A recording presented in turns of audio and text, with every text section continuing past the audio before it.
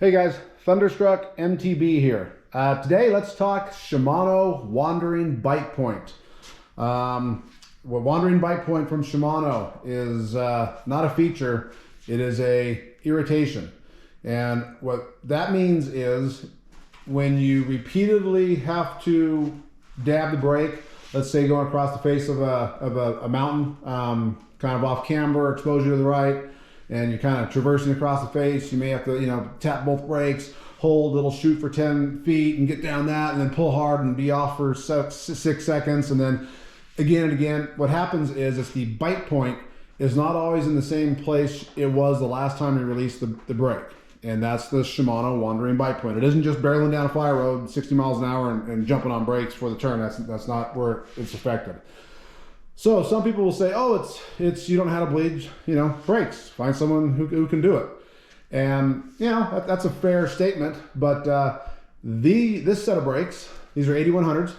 And this set of brakes came from Colorado cyclists. And these were what, the J kit or maybe the non-J kit. But they were the ones that were already pre-bled and put together. Since I have external routing, I don't have to worry about it. Installed them. And I thought, instead of shortening the hoses, let's take my possible incompetence out of it and let's just go for a ride. Out of the box, installed, onto the bar, onto the caliper, the frame, and the fork, wheels installed, went for a ride. I didn't even get a third of the way through the ride, and there they are, Wandering Bite Point front and rear. So now I guess what, Shimano can't bleed their own brakes, if you believe that. So I don't believe it to be a bleed issue. That'd be more pumping up, that'd be pulling to the bar, that would be typical of, when you have problems with bleed on a vehicle. It's the same thing. You have air in the lines, that's the same thing. This is not air in the line system. This is something else. I don't pretend to know what it is, but I may have found a possible remedy that has greatly reduced it. It's still there. We'll talk about it here real quick.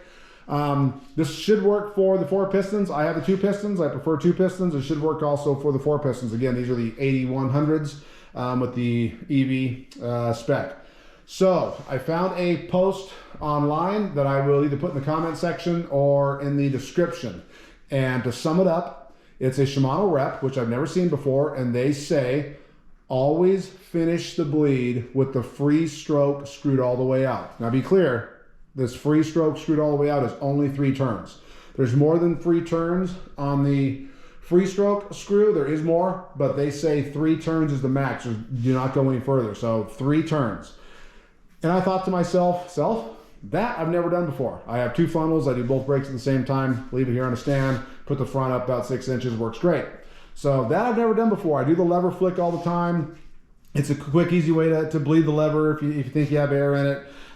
You kind of overfill the system because the calipers are on the bike along with the, it's in the riding position along with the disc and whatnot. So anyway, I thought, let's give it a try. Threw the bike in the stand, tilted it up, put in both funnels, both brakes at the same time, added fluid, pulled the stopper, and gave each lever a flick a few times. Then, and only then, did I unscrew the lever, the bite point adjustment, the Phillips bite point adjustment. I did it 3 full turns on front and back, and it acts different. You can see the way the fluid is pushed out into the funnel. It's different. Don't do it real hard. If you got to flick your lever for the air, don't do it real hard because it can come blurting out of the funnel unlike anything you've seen before. You'll know it when you try it.